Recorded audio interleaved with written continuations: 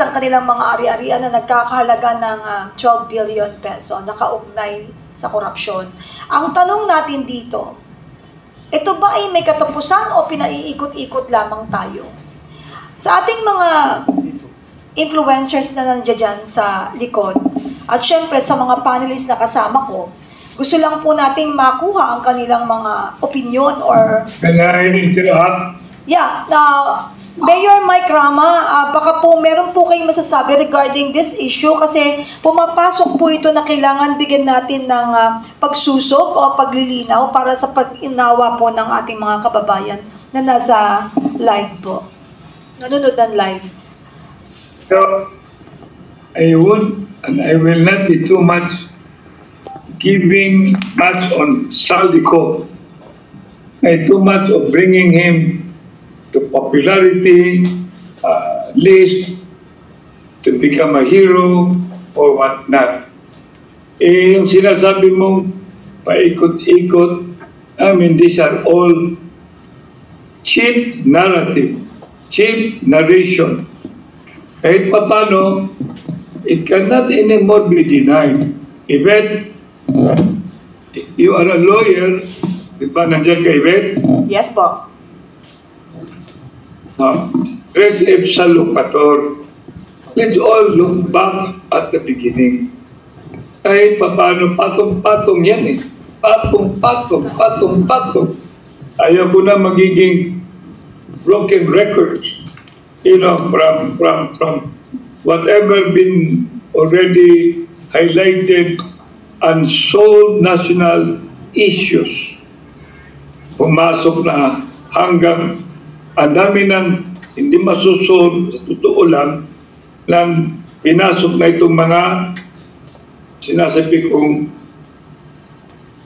force majeure. Kala mo, madali ito. Even dito sa Cebu, imagine, umpisa North Province, pumasok dito sa Cebu City, damay pa Mandawi, damay pa sa Rizay, dumating doon sa South of Cebu City. Ito lahat, hindi lang pupokus natin kay Saldico. Hindi lang natin ipopokus to. Talagang makikita mo, ang panawagan, talagang BBM resign. I have been very much constantly and frequently at several occasions in Davao, the outset of BBM's presidency. Pangalawa, pumasok ako, dumating naman ako doon ilang beses hanggang umabot yung snatching at saka kidnapping. Pinag-uusapan natin ngayon, Saldico. Siya mismo, bakit ko? Hindi naman ako, hindi naman ikaw, hindi si Saldico. Siya mismo. Ang problema, bakit binibigyan natin pabalik-balik yung pangalan Saldico? Hindi na, wala nang iba. Kaya nga itong t-shirt ko, yung sinasabi kong ganun, we have to be very clear. Lest we will all be skirting the issue, and then at the end of the day, ito na naman, dali na naman tayo yung sinasabing narration. Ayaw ko na yung narration na yan. At totoo, there is incompetence of governance. There is incompetence of governance. Crisis in governance. It's no longer about politics. Let's be very clear. There is crisis of governance. Kaya minsan nag-uusap tayo sa Saldico, mismo, hindi naman ako, hindi naman ikaw, ito lahat. No matter what, I wish he will listen to the cry kasi naririnig ko minsan, mayroong mga tauhan niya nagsasabi, ko lang mag-mention ng pangalan, sekretary pa ng kabinet, ito daw pinagsasabi disgruntlement of government. Ilan lang tayo. Ilan lang daw ang nag-rally. Ilan lang, hindi naman yun ang test, ang measurement. Ang measurement, baba nga kayo. Ako'y bumababa.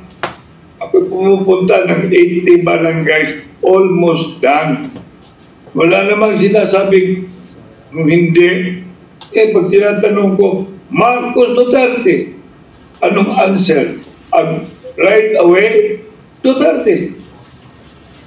Alam mo yung totoo, hindi naman ako magsasabi. Bakit naman ako magsasabi ng hindi totoo? Sinasabi ko lang to guide this administration. Kung mayroon pang administration, Amen, Ray, at saka Penny, kasi pag administration na pinag-uusapan natin, are we being administered? No. Is there a manager? Is there a director?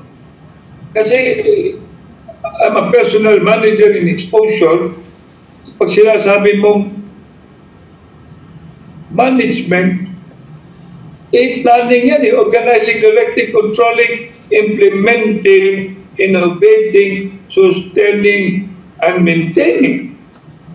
Kaya itong mga requirements na ito, nakikita ba natin na mayroong plano? Pangalawa, ino-organize ba nila na matindi? Mayroon bang director dito? Sino ba in control? Who is in control of this country now? Who is now leading this country? Sino ba nag-i-implement? Sino ba nagkakandak ng innovation? Ano bang program for sustainability? At saka maintenance. POD-lism yan. Kaya minsan nakakainis. Kasama naman tayo, Marcos Duterte, tayo lahat. Tama ba ako, Yvette? Tama po. Tama po. Nagkaroon po tayo ng resolution noong 2022. Miyakol pa tayo.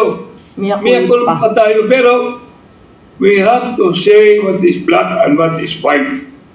Kaya no matter what, we cannot wait, we must already pursue a constitutional solution. And that is resignation. And that is succession. Pagbigyan mo yung pangalan, ayaw, nakikita ko yung si Saldico eh. Yung hindi pa siya naging sikat eh. Sobrang sikat na siya ngayon. Nakikita ko yan.